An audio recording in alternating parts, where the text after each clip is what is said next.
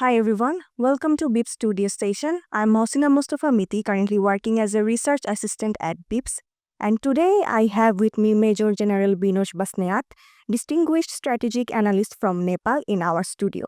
So sir, as you are a recognized expert in climate security, I would like to discuss some matters regarding this subject with you.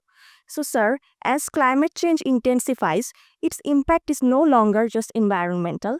It is reshaping borders, migration patterns, and security policies.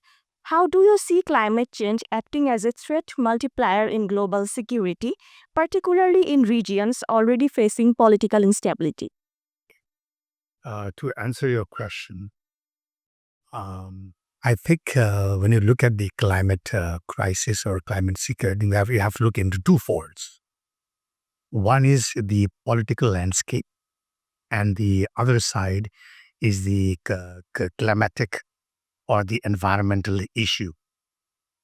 So when a politics drives or gives direction to nations, climate and shapes the condition, or it emanates the state of affairs for the politicians. So when uh, politics or nations have, let's say, physical boundaries, climate does not. It acknowledges livelihood and it acknowledges environment. So with that, there are measures that we should be able to adopt with. One is resource scarcity. And the second point I would add is the forced migration that that adds to the complexities. And the other is the economic disruption that can take place. And the fourth is the weakening of state capabilities or the ineffectiveness of the state to address issues which is multifolded, multinational, and which generally leads to the public being discontent and dissatisfied with the response. And the other is the geopolitical tensions, yeah, and the public health crisis and the impact on the security forces or the security forces' primary performance on defense. So they would be more focused on trying to do the untraditional mechanisms, concentrating on the mechanisms rather than traditional duties. So to really summarize this question, I think it is a multinational, multifaceted polygyny that adds to the security threats. Thank you, sir.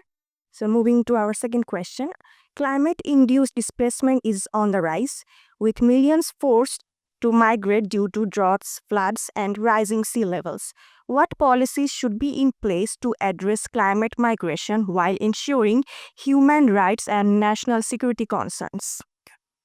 Okay, in this, I think we are talking more about strategies, we're talking about policies, we're talking about programs. And this question leads to talking about the human rights issue. At the same time, it's talking about the human security issues. So, three parts into this. One is the domestic answer to it, the other is the regional, and the other is the international efforts. Okay. So, the policy framework that needs to be adopted with the multinationals is important. Second, the legality of institutional mechanisms is the by other place, and the other is the international cooperation and coordination that is needed for visionary response, and the other is the resilience and adaptation policies so that it leads for the common good, and so it is invested in climatic resilience and sustaining livelihood. And the other is, I think, how we can get these things done. So we have examples like the SARC and BIMSTECs do have mechanisms of answering the response and for the prevention.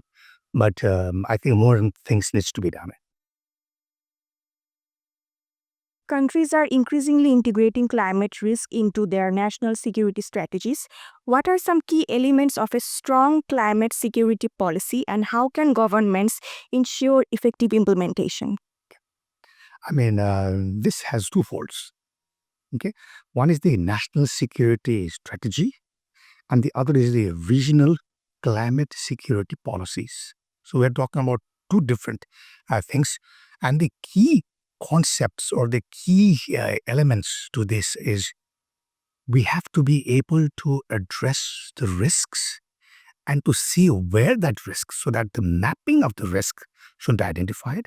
Second, the interagency cooperation and coordination, so that all the elements or the tools of the government inside and outside our boundaries are well coordinated. And we should focus more on human security. So, what human security translates to a climate crisis, and the other is the adaptations and the resilience building, and the international cooperations and diplomacy, because this plays an important part. So, with this comes out to the security forces and the responders training and their capacity building. And so it is about actually political commitments. It is about finance, the funding, and about public awareness. Regional cooperation is essential in tackling climate security threats, but political rivalries often get in the way. How can South Asian, African, and other regional blocs strengthen cooperation on climate security despite existing geopolitical tensions? And let me focus the answer to these questions or just in South Asia. So when we look at South Asia, we're talking about the regional organizations that attempt to address climate crisis. So one is the intergovernmental organization, the SARC, which is though founded like in 1985, the 2008 declaration addressed the climate crisis, but it so happened that the SARC is not functioning. So the management and the issues that SARC attempted to address on the climate crisis or for climate security has not been fulfilled. And the other organization who the South Asian holds is the BIMSTEC.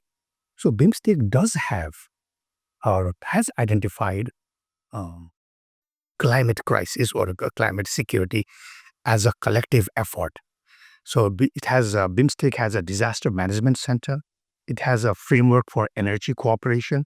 And the good part about the energy cooperation is the trilateral agreement between India, Nepal, and Bangladesh on energy security or energy cooperation. So this is the beginning of how region can come together for security, energy, and addressing climate security. And the other is recognizing the cross-border issues and collaborations on research, so which is also plays an important part uh, on the climate the security. So what I personally feel is, though we talk about regional things, I think the domestic national security policies should address in compliance with the regional framework or regional strategies of how, because responding to climate security is prevention and response. So prevention is equally important. So the regional organizations like SARC, a revival of SARC, and BIMSTEC could be a great platform to legalize the transboundary, multifaceted polygamy challenges that we together have to face for humanity. Thank you, sir, for your time and valuable insights. Thank you.